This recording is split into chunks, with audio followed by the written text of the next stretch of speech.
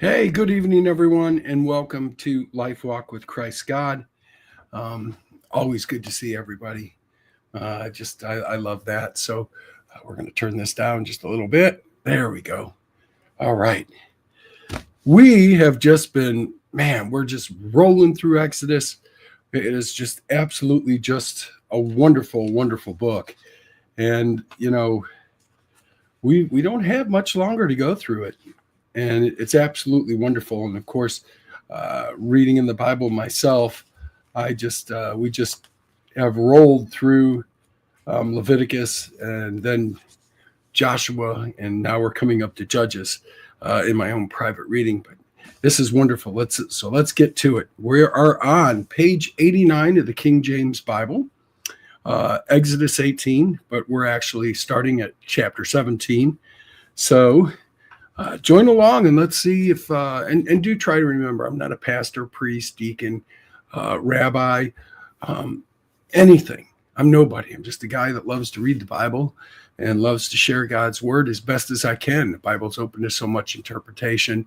How I see things might be a little bit different than what you see things, but the beauty of it is that even if you're seeing something different, you're still reading and worshiping God's love, his mercy, his grace. And that's the most important part. So keep that in mind. There's, no really right or wrong way, as long as that you've embraced and love God's word.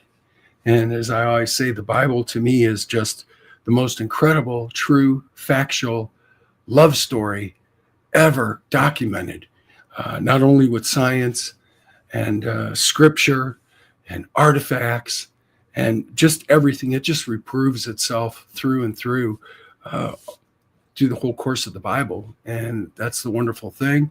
There's, over 60,000, 63,000 different cross references from the Old Testament to the New Testament. And I think it's just wonderful how God works. And hopefully I convey anything decent or, just inspiration to get you to read the Bible and read it again and again and again throughout your entire life. Don't ever quit reading it. I don't care if you finished it and said, okay, that's done. No, it's never done. It's like schooling, it's like your relationships, and it's the most important. I mean, is there a time in your life, and I ask everyone this honestly, where you just stop loving or giving up and think that you've done enough in a relationship? And we've all been guilty of it. I've been guilty of it. But in truth is, with God, it's different. With Christ God, it is very different, because that relationship cannot be severed, will not be severed, unless you choose to do so. And that's the wonderful thing about it. So for me, it's got to be over and over and over again, which I love. All right, let's get to it. Chapter 17, that's where we left off.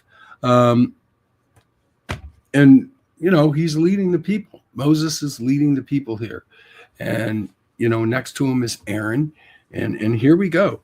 And all the congregation of the children of Israel journeyed from the wilderness of sin. And why did they have to journey from the wilderness of sin? Why are they doing this? Well, they made a calf. They were stiff-necked. They rebelled against God, even though he brought them out of Egypt. And he kept telling them, why do you keep testing me? Why do you keep doing these things? You're a stiff-necked people. And God said, none of you will see, because there's been many times where I'm sure, Moses has tried to intercede for us. And intercession is a great thing. It's not a bad thing at all. And we have to understand that. And they didn't want to come and face God and hear him at the mountain. So, at the mount. So, they were afraid of him. No, you talk to us. And even though Moses gave the direct commands God gave him for obedience and everything else, they lacked through and through. They just weren't able to do it. They're human, and we're all human, and we all make mistakes. They made it over and over and over and over again. The same as us today. We're no different. And that's the wonderful thing at the Bible. And according to the commandment of the Lord, and pitched in Rephidim, and there was no water for the people to drink. Wherefore the people did chide with Moses and said, Give us water that we may drink. And Moses said unto them, Why chide with me? Wherefore do ye tempt the Lord? They're sitting here arguing with him. They're sitting here chiding, arguing, demanding. And Moses is saying, No, don't do this. And the people thirsted there for water. And the people murmured against Moses. Now they're talking bad about him. And said, Wherefore is it that thou hast brought us out of Egypt to kill us and our children and our cattle with thirst? A little over exaggerated, you know what I'm saying? And just, they're self-indulging people that we're seeing at this time, you know, a little bit over dramatic.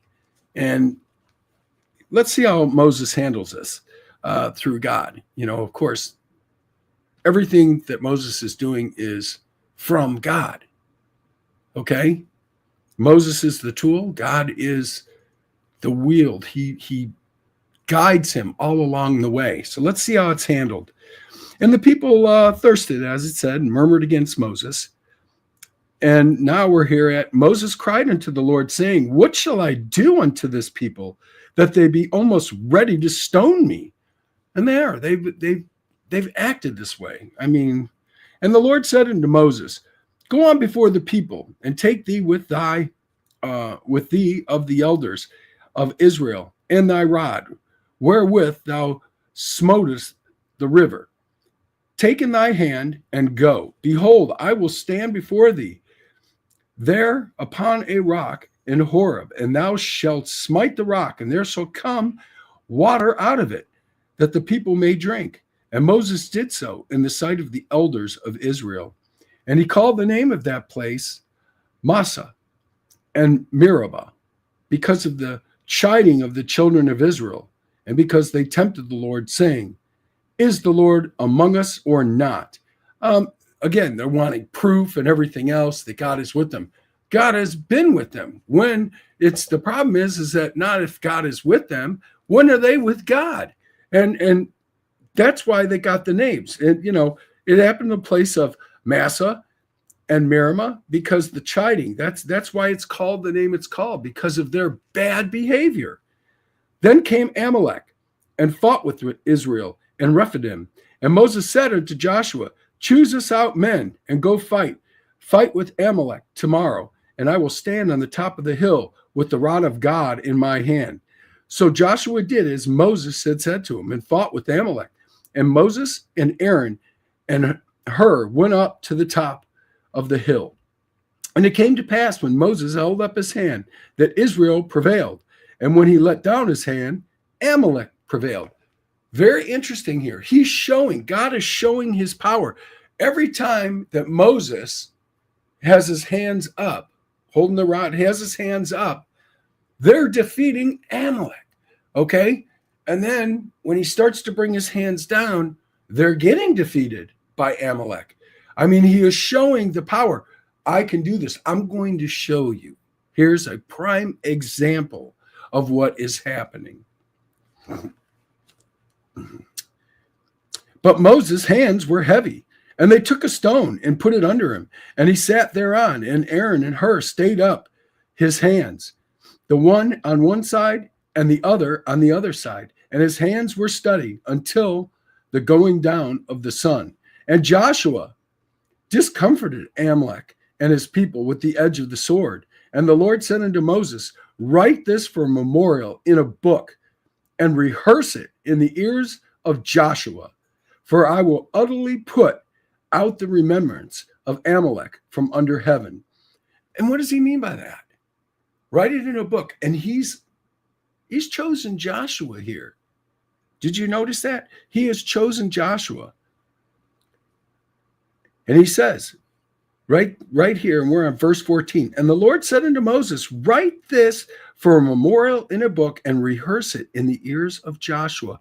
Remind him Constantly remind him how this went. When your hands were up, praising to me, putting your hands towards heaven, Joshua, I want you to remember you were winning the battle. When his hands fell, you were losing the battle.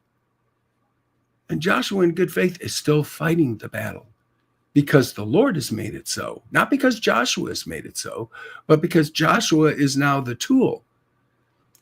God is going through Moses and using Joshua to defeat the Amalek. So here we go. And he wants to, I will utterly put out the remembrance of Amalek from under heaven. And Moses built an altar and called the name of it Jehovah Nissi. For he said, because the Lord hath sworn that the Lord will have war with Amalek from generation to generation. The Amalekites. Why? Because they are not God-following. They worship other idols. They do the things they did. The Amalekites, the Hivites, Perizzites, Girgashites, all of them. All right? All of them have been in wicked ways against God's, worshiping false idols, doing the lusts, the orgies, the different things that they're doing, okay? They are not obedient to God. They are not following God and worshiping him. Kind of like Pharaoh, where he thought he was a god himself. So understand, this is going to be a continuation here. And they're going to be dealt with because they're not just fighting with Moses. They're fighting against God. God is dealing with them every single time, and the same results every single time. God will continue to defeat them over and over again. Why? Because he's the most powerful, omnipotent, omnipresent. I mean, it's just incredible what God does. So now we're on chapter 18, preserved from chaos. And we're right here, same page, 89, King James Bible.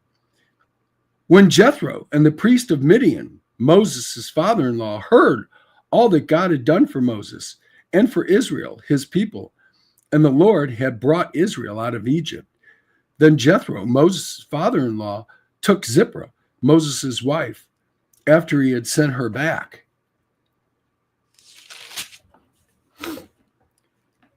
And her two sons, which were the name one of Gershom, for he said, I have been an alien in this strange land. And the name of the other was Eliezer, for the God of my father, said he, was my help, and delivered me from the sword of Pharaoh. And Jethro, Moses' father-in-law, came with the sons and his wife unto Moses, unto the wilderness, where he encamped at the mount of God.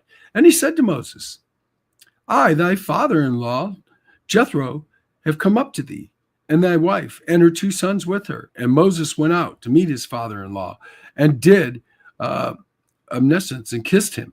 And they asked each other of their welfare, and they came into the tent. He is giving him a little bit of it's a respect. It's a love. He gave the love of his life, his daughter to Moses. So, he owes him a debt of gratitude, respect, love. And Moses told his father-in-law all that the Lord had done unto Pharaoh and to the Egyptians for Israel's sake, and all the travail that had come upon them by the way, and how the Lord delivered them. So he's telling them everything that's been going on from the time that he had to, before he even, went into Egypt and everything else. He had taken him along for the journey, given him a very descriptive, account of all these things that has happened. And Jethro rejoiced for all the goodness which the Lord had done to Israel, whom he had delivered out of the hands of the Egyptians. And Jethro said, Blessed be the Lord, who hath delivered you out of the hand of the Egyptians, and out of the hand of Pharaoh, who hath delivered the people from under the hand of the Egyptians. Now I know that the Lord is greater than all the gods, for in the thing wherein they dealt proudly, he was above them. And Jethro, Moses' father-in-law, took burnt offering and sacrifices for God. And Aaron came, and all the elders of Israel, to eat bread with Moses' father-in-law before God. So now they're, after hearing the stories and everything else, Jethro is praising God, as he should. Okay, and they're all breaking bread together. What is this breaking bread? What is this? And presenting it to God and breaking bread. Where have we seen this before?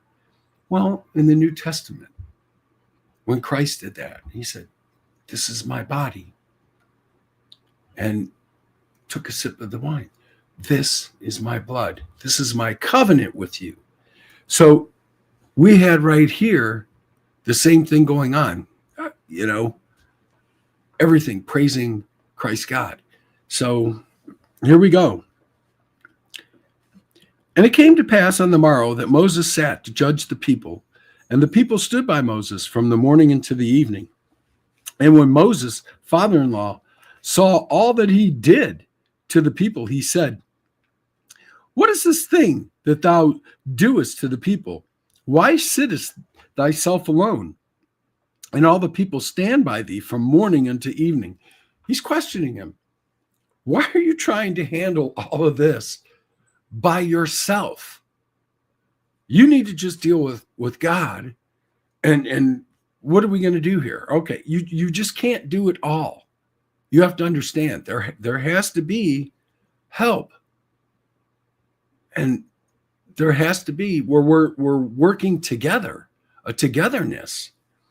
So here we go. Moses said unto his father-in-law, "Because the people come unto me to inquire of God. When they have a matter, they come unto me, and I judge between one another, and I do make them know the statutes of God and his laws."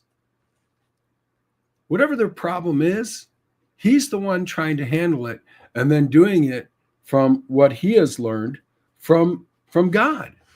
So my question is, doing that, as part of my Bible here has broken off on the bottom. But here we go. And Moses' father-in-law said unto him, "The thing that thou doest is not good." He's telling him it's too much. You're doing too much to handle this by yourself. "Thou wilt surely wear away, both you and the people that is with thee. For this thing is too heavy for thee. Thou art not able to perform it thyself alone. It's too demanding of a task. Hearken now unto my voice. I will give thee counsel, and God shall be with thee." And notice he says that. God shall be with thee. Listen to what I'm telling you. This is an awful lot. This is not exactly what God is asking you to do from my perspective. And God is with thee. He's still with you. But understand something. Let me show you a new way here, and that you can handle things that is still doing exactly what God said. "Hearken now unto my voice. I will give thee counsel, and God shall be with thee. Be thou for the people to Godward, and that thou mayest bring the causes unto God, because nothing's too big for God. And thou shalt teach them ordinances and laws, and thou shalt show them the way wherein they must walk." Not they should walk, they must walk, following Christ God, following God. I call him Christ God because I've read the Bible all the way through numerous times. So I'm sorry I get into that habit because it's the truth. However, here we go. "And work with that they must do." He's putting some of the responsibility back on these people who have chided him, who have been stiff-necked to God, saying, "This is your burden now. I want you to understand something. I'm going to handle this, but you need to be responsible, not only to yourselves, but we're going to put people in charge of you or to lead you also that know the way of the Lord." So here we go. "Moreover, thou shalt provide out of all the people able men, such as fear God, men of truth, hating covenantness, and place such over them to be rulers of thousands and rulers of hundreds and rulers of fifties and rulers of tens.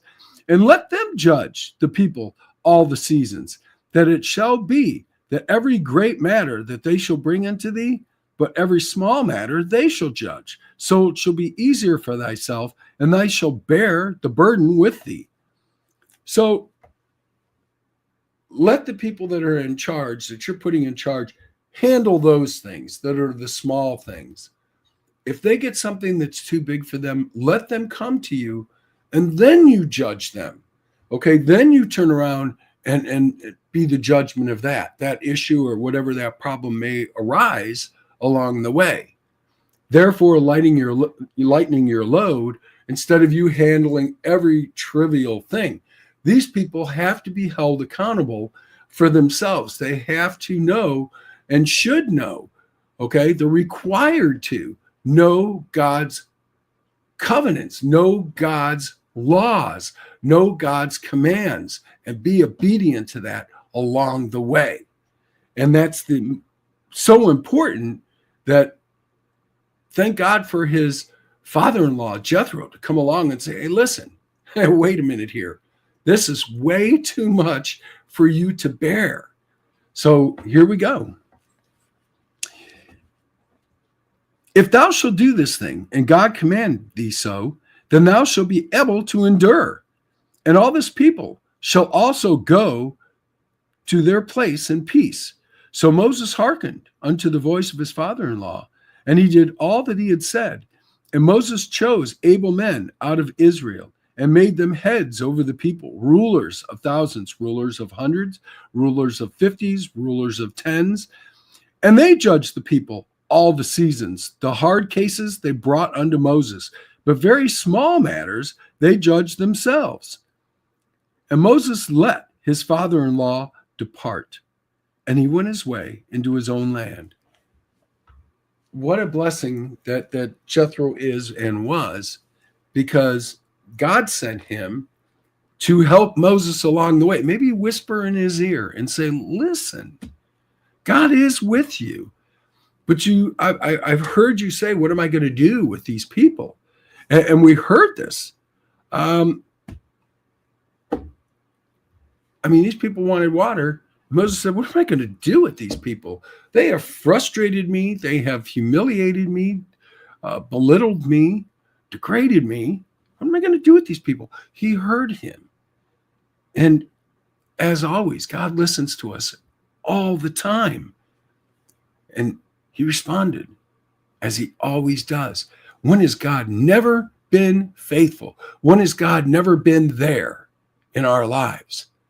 If we pray to him, even at the most difficult times, even when we're having good times, where do you think that comes from? When we're blessed, boy, do we sure forget the Lord, don't we? It's the first thing that we do. Okay, everything's going great. And when things get hard, we're like, whoa, I need to go to the Lord, instead of valuing Christ God all the time, which we're supposed to do. And we're seeing this here. It's a prime example. So the people that are in charge of thousands, hundreds, fifties, and tens understand something. They can handle those small matters. The big matters, fine, bring it to me. I will get counsel from God and, let them know this is how this will be. Well, those big things will eventually turn into the small things that those same people can, handle, because now they know. So it'll be very great big things that'll come to Moses.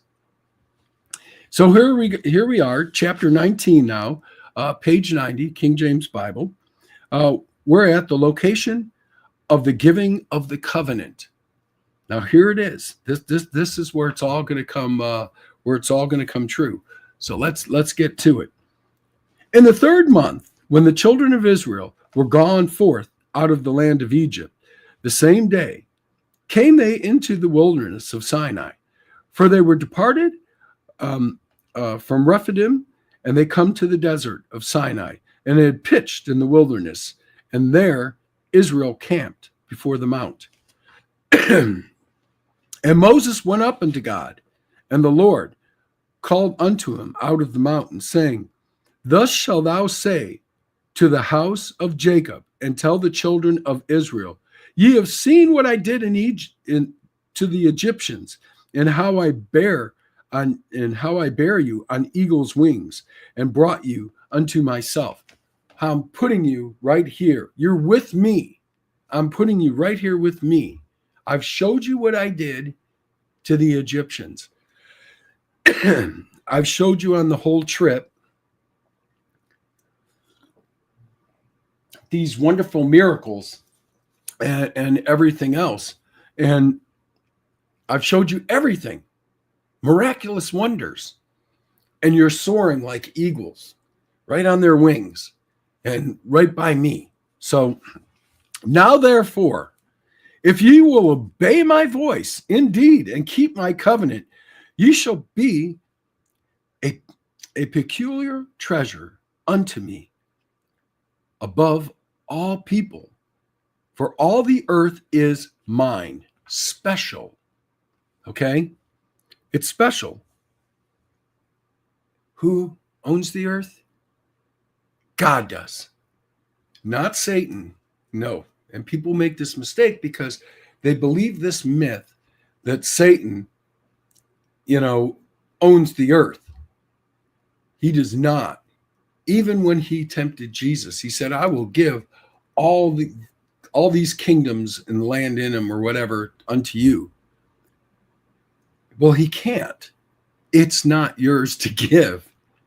You might sit here and rule it, but you can't give it, because whose is it?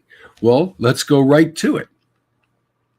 And you shall do, and it says right here, therefore, obey my voice indeed, keep my covenant, and ye shall be a peculiar treasure unto me above all people, for all the earth is mine. That's verse 5, chapter 19. That settles that matter.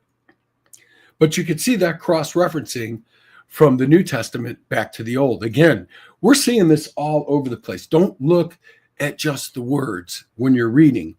I want you to understand, you have to look at all the different things going on in the background. And what are those different things? And you're seeing it with the people. We're chiding Moses. We're arguing with him. We're doing all these things. These things are important. They have to be there. Where are they at? They're in the wilderness. They have not reached that promised land yet. God's bringing up Jacob, Isaac, Abraham. I mean, it is incredible of everything that is going on. It's really cool. That's where this story, it's just got depth everywhere, and it's wonderful. And Moses came and called for the elders of the people. These are the people he put in charge now, and laid before their faces all these words which the Lord commanded him. And all the people answered together and said, all that the Lord hath spoken we will do. And Moses returned the words of the people unto the Lord. Moses is reporting back to them. Where do we see that? Well, we still cross references, right? Joseph always reported back what his brothers were doing to their father, to Jacob. And it's very interesting because you're seeing these patterns, always reporting back, always doing these things with God. And Moses did the same thing. And the Lord said unto Moses, Lo, I come unto thee in a thick cloud, that the people may hear when I speak with thee, and believe thee forever. And Moses told the words of the people unto the Lord. And the Lord said unto Moses, Go unto the people and sanctify them today. And tomorrow let them be wash their clothes and be ready against the third day. For the third day the Lord will come down in the sight of all the people upon Mount Sinai, and thou shalt set bounds unto the people round about, saying, Take heed to yourselves that you not go up into the mound, or touch the border of it. Whosoever toucheth the mound shall surely put to death. There shall not a hand touch it, but he shall surely be stoned, or shot through, whether it be beast or man, it shall not live. When the trumpet soundeth, they shall come up to the mount. And Moses went down from the mount unto the people, and sanctified the people, and they washed their clothes. And he said unto the people, Be ready against the third day. Come not at your wives. And it came to pass on the third day in the morning that there were thunders and lightnings, and a thick cloud upon the mount, and the voice of the trumpet exceedingly loud, so that all the people that was in the camp trembled. Now, notice he said, Come to me as individuals, not your wives or anything. All of you will come, and all of you understand something will come because you're approaching me. It's most holy. It's at the mount. Do not approach it or touch it, because your goose is cooked. Then Moses brought forth the people out of the camp to meet with God, and they stood at the nether part of the mount. And the Mount Sinai was altogether on a smoke, because the Lord descended upon it in fire, and the smoke therefore ascended as the smoke of a furnace, and the whole mount quaked greatly. Well, the whole mountain is trembling because God can do that. He can, the whole earth, if he wants, anything. And the fire that God produces, there's just smoke everywhere. And by the day, they will see the smoke, and by night, he will light the fire of himself to guide them so that they can see. When the voice of the trumpet sounded long and waxed louder and louder, Moses spoke, and God answered him by a voice. And the Lord came down upon the Mount Sinai on the top of the mount. And the Lord called Moses up to the top of the mount. And Moses went up. And the Lord said unto Moses, Go down, charge the people, lest they break through unto the Lord to gaze, and many of them perish. And let the priests also, which come near to the Lord, sanctify themselves, lest the Lord break forth upon them. And Moses said unto the Lord, The people cannot come up to the Mount Sinai, for thou chargest us, saying, Set bounds for the mount, and sanctify it. And the Lord said to him, Away, get thee down, and thou shalt come up, and thou and Aaron with thee. But let not the priests and the people break through and come up to the Lord, lest he break forth upon them. So Moses went down unto the people and spoke to them. He's telling them exactly what God is saying here. The commanding relating to God, chapter 20, page 92, King James Bible. And God spoke all the words, saying, I am. And there it is again. I am. So important. I am what I am. We know this. But you notice he says, I am the Lord thy God. Out of the house of bondage, I have brought you forth out of your troubles, not mine. I chose you. You didn't choose me. I chose you. You are my people. And that's it. They belong to him. Thou shalt have no other gods before me.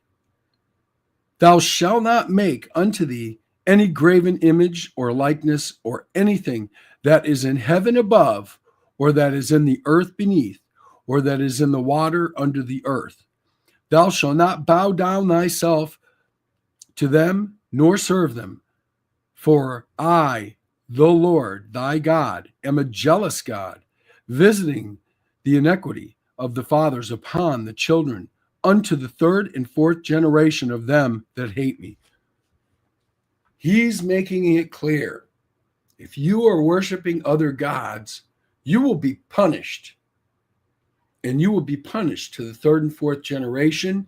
He's letting it know too. I am a jealous God. I don't want you worshiping anyone else, because there is nobody else. I am God. I created everything. It is mine. And he's giving them these 10 commandments. He's breaking it down from them all along here. After showing mercy unto thousands of them that love me and keep my commandments. Thou shalt not take the name of the Lord thy God in vain, for the Lord will not hold him guiltless that taketh his name in vain. Remember the Sabbath day to keep it holy. 6 days shalt thou labor and do all thy work, but the seventh day is the Sabbath of the Lord thy God. In it thou shalt not do any work, thou, nor thy son, nor thy daughter, thy maidservant, nor thy manservant, nor thy maidservant, nor thy cattle, nor thy stranger that is within thy gates. For in the 6 days the Lord made heaven and earth, the sea, and all that in them is, and rested on the seventh day. Wherefore the Lord blessed the Sabbath and hallowed it, made it sacred. And the interesting part here is, as he's going through this, he is breaking it down. But what is he also doing? It's all inclusive for anyone that is with you. You are my holy people, my chosen people, and I'm giving you these commands. But anyone within your area is here to listen to my commands, worship me, obey me, be obedient. And that's how he wants it. And to honor me.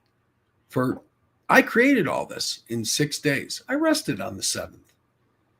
And we all question, why did God have to rest? Well, God doesn't have to rest, but he did. He's not under. What is resting? What exactly is that? Is that a poetic way of saying, okay, he was tired? God doesn't get tired. God doesn't need rest. He doesn't need sleep. Okay? God is always awake. God always sees everything, hears everything, knows everything. I mean, imagine the entire world. There's not a thing he doesn't know. He knows all the number of bees, ants, insects, fish in the sea. He knows everything, the way the wind blows, the tide goes, how many grains of sand are in the ocean. He knows every blade of grass, every tree, every leaf that falls from the tree when the season changes it. There is nothing, every snowflake, individual, every single one. We know this. How? Science. Everything that's in space, the universe, which is ever expanding. You think he needs rest? No. It's a poetic way of saying, he looked back, I can't say for sure. I don't think any of us can, because how could we possibly have God's mind and know his thinking? But the way I look at it, the way I'm interpreting it, which is just an interpretation, maybe you know it differently, but I'm saying he's looking back and saying, this is good. This is a good thing. And that's what he's doing.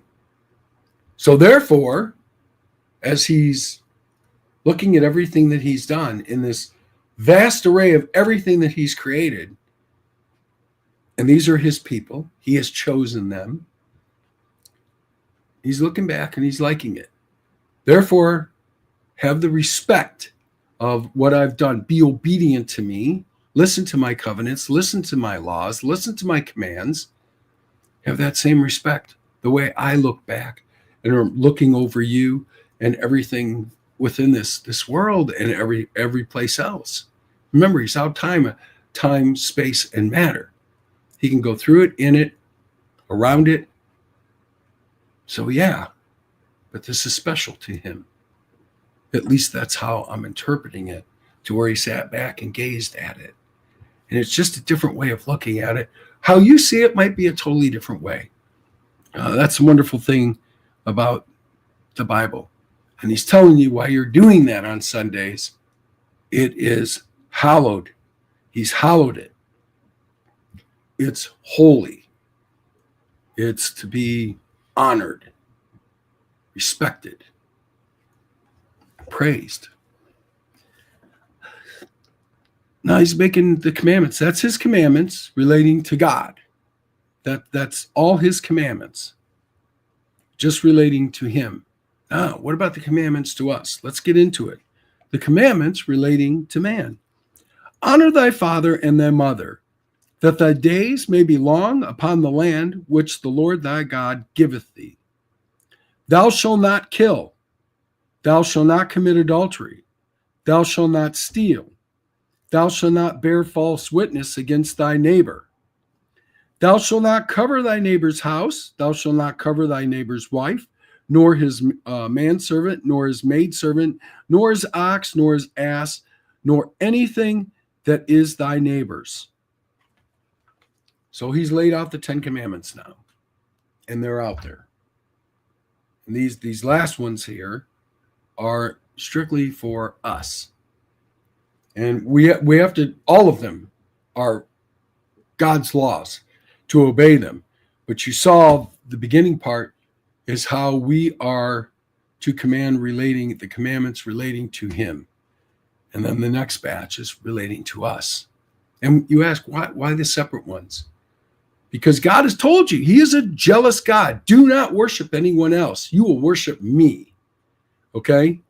And I am thy God, which have brought thee out of the land of Egypt, out of the house of bondage. Thou shalt have no other gods before me.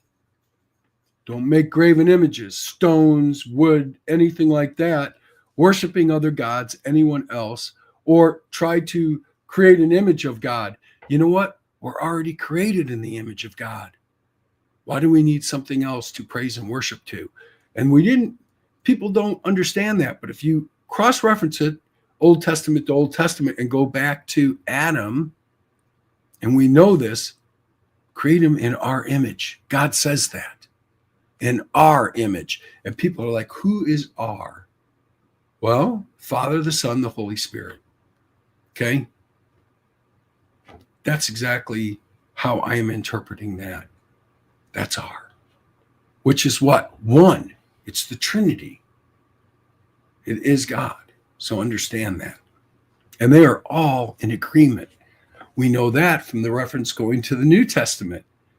And they are all in agreement.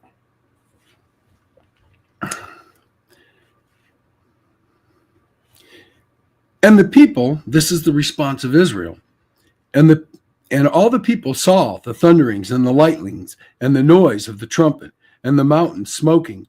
And when the people saw it, they removed and stood afar off. They backed off. They were scared. Okay?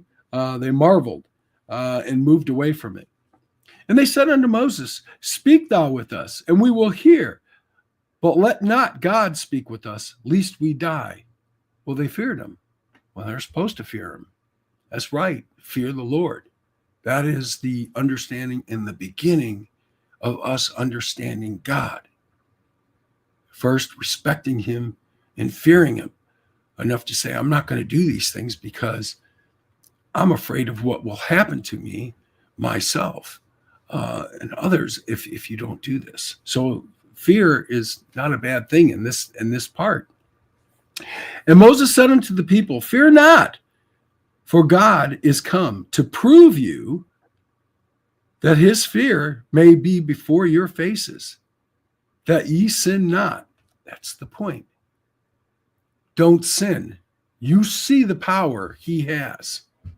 So therefore fear him, because you know it. You see it firsthand. You have seen it firsthand. Now you're seeing the might and strength. He's shaking the mountain. I'd be terrified. And the Lord said unto Moses, thus shalt thou say unto the children of Israel, ye have seen that I have talked with you from heaven. Ye shall not make with me gods of silver, neither shall you make gods of gold. An altar of earth thou shalt make unto me, and thou shalt sacrifice thereon thy burnt offerings and thy peace offerings, thy sheep and thy oxen, in all the places where I record my name. I will come unto thee, and I will bless thee. And if thou wilt make me an altar of stone, thou shalt not build it of hewn stone, for if thou lift up thy tool upon it, thou hast polluted it. Neither shall go up by steps unto my altar, that my namesake not be discovered by my nakedness, not be discovered thereon. The reason that he doesn't want it hewn or molded or anything else is because we can't sit there and say, okay, we did this for God. Look at us. We did this for God. Okay. And God is here. We're putting our egos and our pride aside. God is telling you, no, you're not doing this. Okay. I will be with you, but I'm telling you, just use it from the regular stone, regular earth, and everything else. Sacrifice unto me. Okay. Don't climb stairs to try to get to me. It's not going to happen. Don't do it. Don't use your builder's tool and think you're some kind of great craftsman and you took part in this to get to me. No. He's making it clear.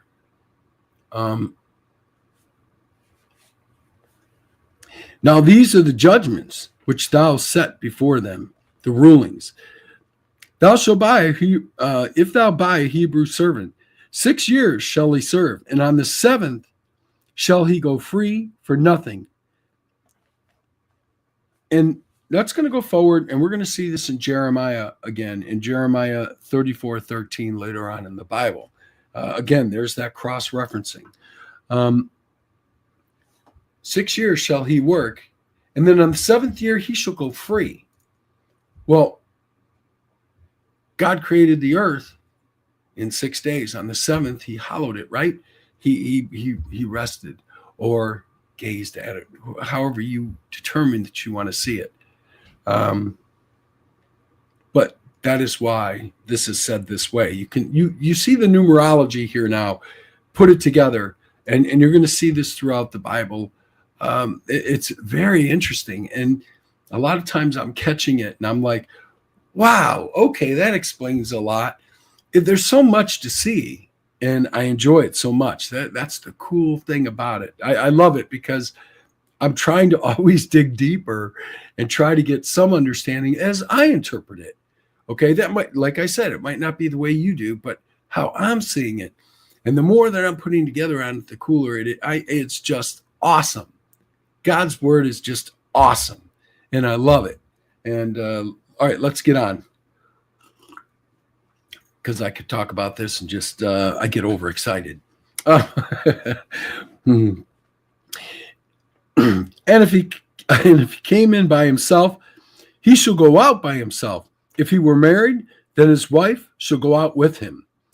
If his master have given him a wife, and she have bore him sons or daughters, the wife and her children shall be her master's, and he shall go out by himself.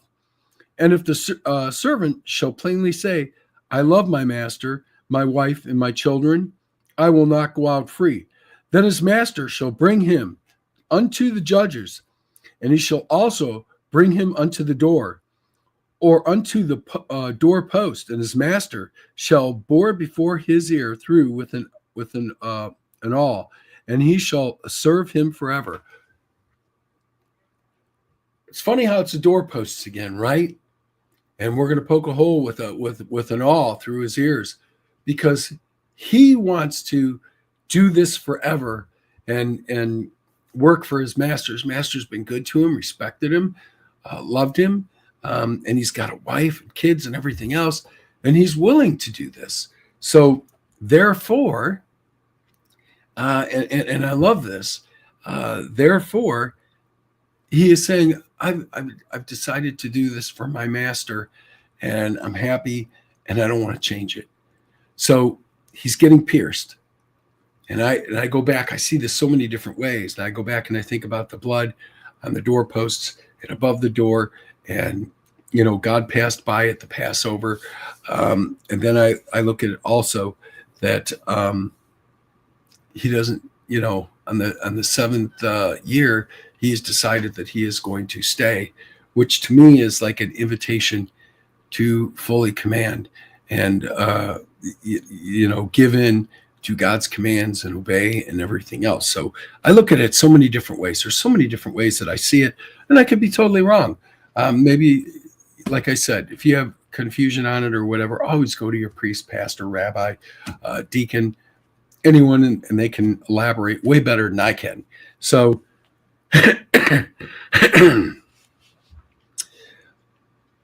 Then this matter shall bring him unto the judges. He shall also bring him unto the door, like we said, and have the awl go through his ear. If a man sell his daughter to be a maidservant, she shall not go out as the maidservants do. If she please not her master, who hath betrothed her to himself, then he shall let her, here we go, this is an important part right here, let her be redeemed, to sell her unto a strange nation, and he shall have no power, seeing that he hath dealt deceitfully with her. And if he hath betrothed her unto his son, he shall deal with her after the manner of daughters. If he take him another wife, her food, her raiment, and her duty of marriage shall he not diminish.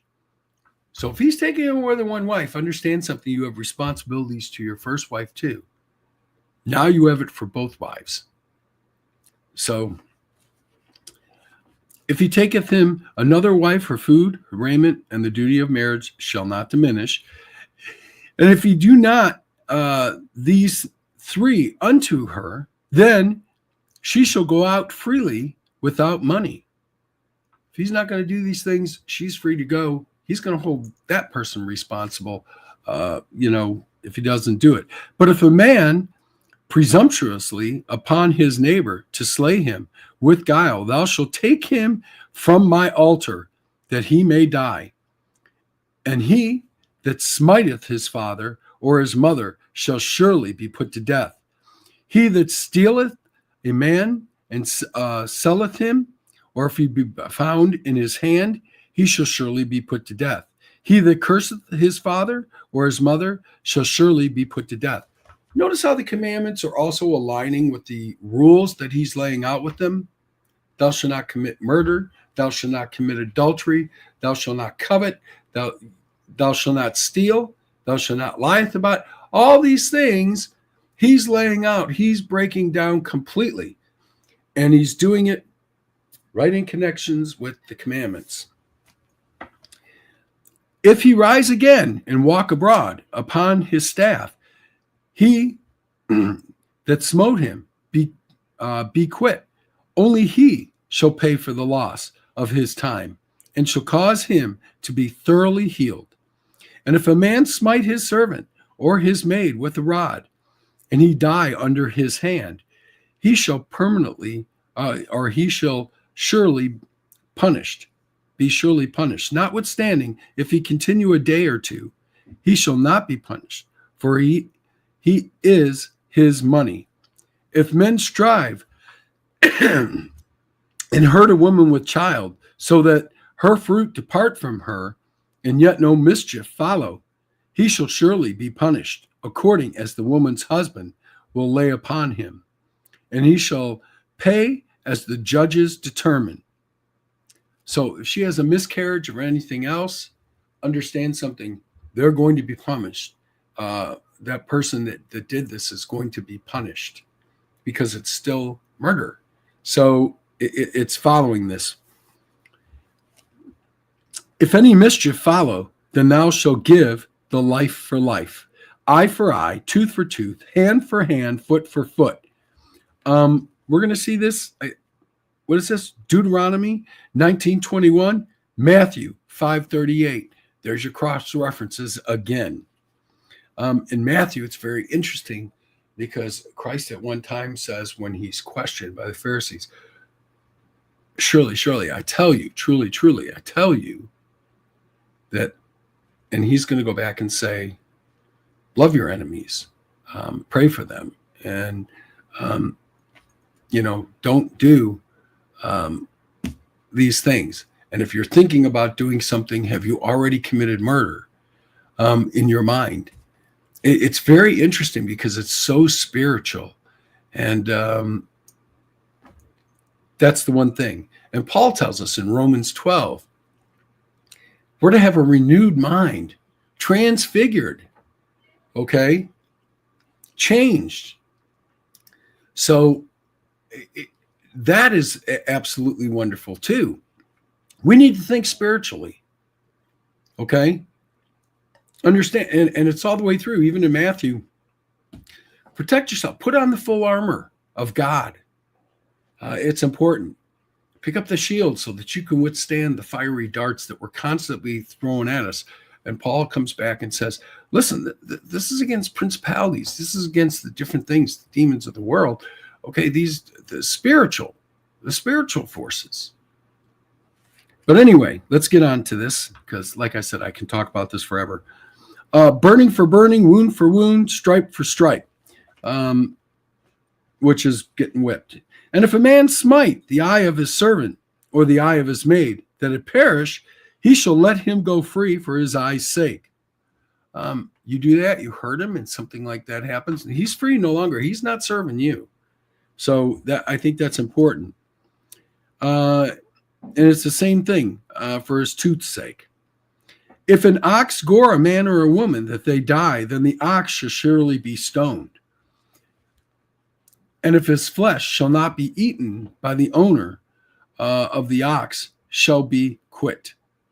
But if the ox were and won't push with his horn in time past, that it hath been testified to his owner, and that he hath not kept him in, but that he hath killed a man or a woman, the ox shall be stoned, and his owner also shall be put to death, because he didn't prevent it. He didn't have it locked up, and therefore it gored somebody, hurt somebody. Understand, and you did nothing about it. You're responsible for it.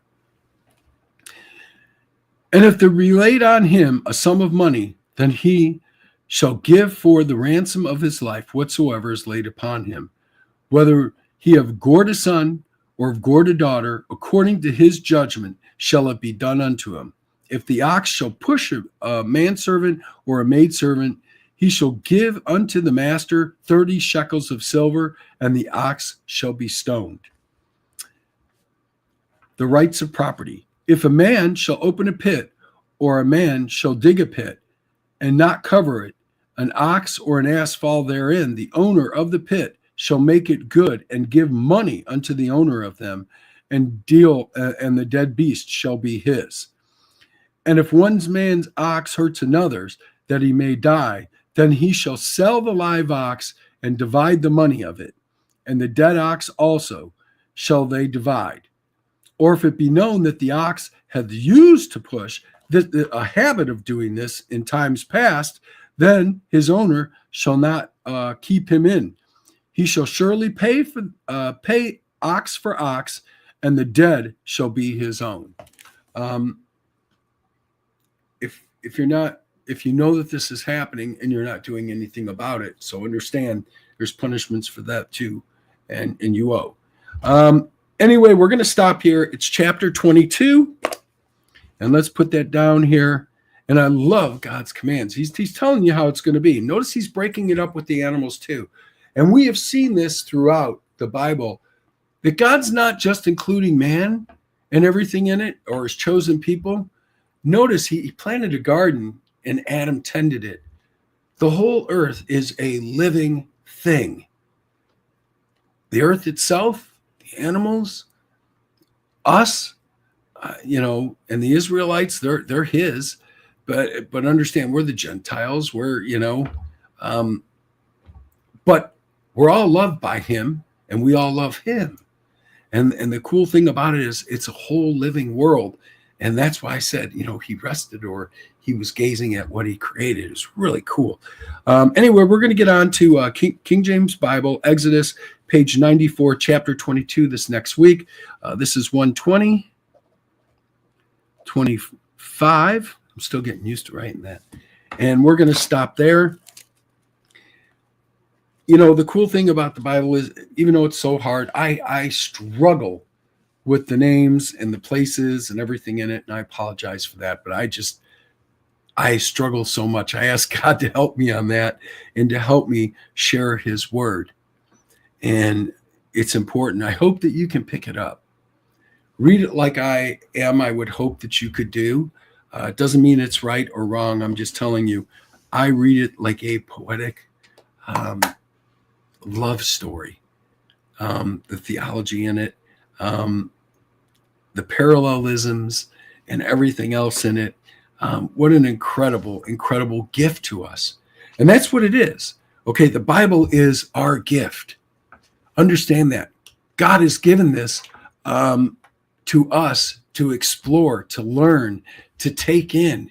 And that's the cool thing about it. And that's why, oh man, it just gives me shivers on the back of my neck when I think about that God loved us so much that he put his word for us to follow, his laws, his commands for us to follow in this book. It's our lifetime lesson book. Basic instruction before leaving earth. Well, it's biblical instruction before leaving earth. Okay? Big instruction before leaving earth. So enjoy it. Be good to one another, love one another. And that's what we're supposed to do as best as we can. Go Buckeyes tonight. So I hope Ohio State can win the football game tonight. On a side note, just a little fun. Pray for no team to have any injuries or anything else. Let it be a fun game. But I'm a Buckeye through and through. So go Buckeyes. But thank you most importantly and above all for sharing God's word. You guys have a wonderful, wonderful night. Wonderful, wonderful week. Thanks for tuning in.